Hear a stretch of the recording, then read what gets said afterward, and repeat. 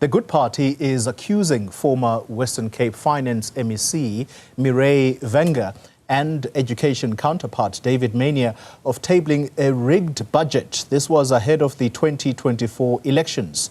The Secretary General of that party, Brett Herron, says the pair chose to present their budget as balanced and sustainable, despite being aware of a shortfall. Herron joins us now for more detail on the criminal complaint he has laid against the pair. Good evening to you, Brett. And let's start with the false budget. What was the shortfall and what do you think the motive was? Good evening, Polly. The shortfall was announced as 3.8 billion rand in August 2024, about 5 months after the MEC for Finance and the MEC for Education tabled a budget in the provincial parliament that did not disclose a shortfall. So we have spent the last year asking questions in Parliament, both for oral and written reply, tabling a debate, attending committee meetings, perusing the budget, perusing the speeches that were being made by these MECs, and came to the conclusion that when they tabled the budget in March 2024, they already knew that the budget had a shortfall of 3.8 billion rand and that they couldn't sustain the number of educators that were contained in the budget or disclosed in the budget. And so that is how we got to today, where we lay criminal charges against these MECs. And the motive really is, as far as we're concerned, that March 2024 was 2 months before the provincial and national elections. And the outcry when the teacher cuts or teacher educator post cuts were announced in August 2024 is enough to let anyone know that if they'd announced it in March 2024 when they were aware of it and before the election, it may have affected the election results. Very interesting indeed. And so the legal basis for your criminal complaint, and some may ask, why now? So the legal basis is the tabling in Parliament of a budget on the 7th of March 2024, which contains the personnel numbers, so the number of staff that would be employed in the education department, including the number of educators, and it conveyed to the provincial parliament that the cost of employment allocation, so the funding that was allocated for compensation of employees, could sustain that 37,000 teacher posts that were disclosed in the budget. And that was not true. We found out in August that there's actually a 3.8 billion rand shortfall, and the number of teachers that the budget could sustain was about 35,000, so 2,400 less than what is in the budget.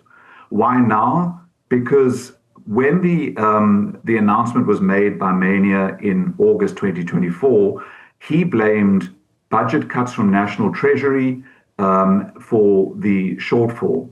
And we have spent the last year asking questions, and unfortunately parliamentary processes are quite restrictive. You can only ask 3 questions for written reply in a week. Your oral questions can only be tabled when this parliament is sitting. So it's taken a long time to gather the evidence to the point where I was confident that the MECs knew on the 7th of March 2024, when the budget was tabled, that the budget could not sustain what it was conveying to the public and to the members of parliament who had to vote to adopt it. Interesting indeed. And your criminal complaint comes at a very interesting time, Brett Herron, when it is reported that some 1,200 teachers have resigned from the Western Cape schools in just 1 year. And I don't know whether you might want to draw parallels with what you are reporting versus what has happened in this instance. Well, I think when you cut 2,400 teachers, and they adjusted it in the adjustment budget, so it was about just around 2,000 teacher educator posts that were cut. what you do is burden those teachers who remain in the system with overcrowded classrooms, and you burden the children with a poorer quality of education. So those teachers who are working under extremely difficult conditions because they are burdened with classrooms that are overcrowded because of these teacher cuts, it's not surprising that they are perhaps leaving the Western Cape Education Department's employment and finding employment elsewhere. I don't have evidence that that's directly linked to the pressures, but there's no doubt that teachers are struggling and educators have lost positions, and children are in overcrowded classrooms and receiving poorer education as a result. And if this information had been tabled before Parliament in March 2024, the members of that Parliament could have made adjustments to the budget, could have rejected the budget on the basis that the education or the educators, the number of educators, were not fully funded. Yeah. Very briefly, out of time, specific charges against the two, what charges do they face? So there's the common law fraud, there's forgery and uttering. The forgery is the false budget, and uttering is presenting something as an official document in Parliament when it contains false information.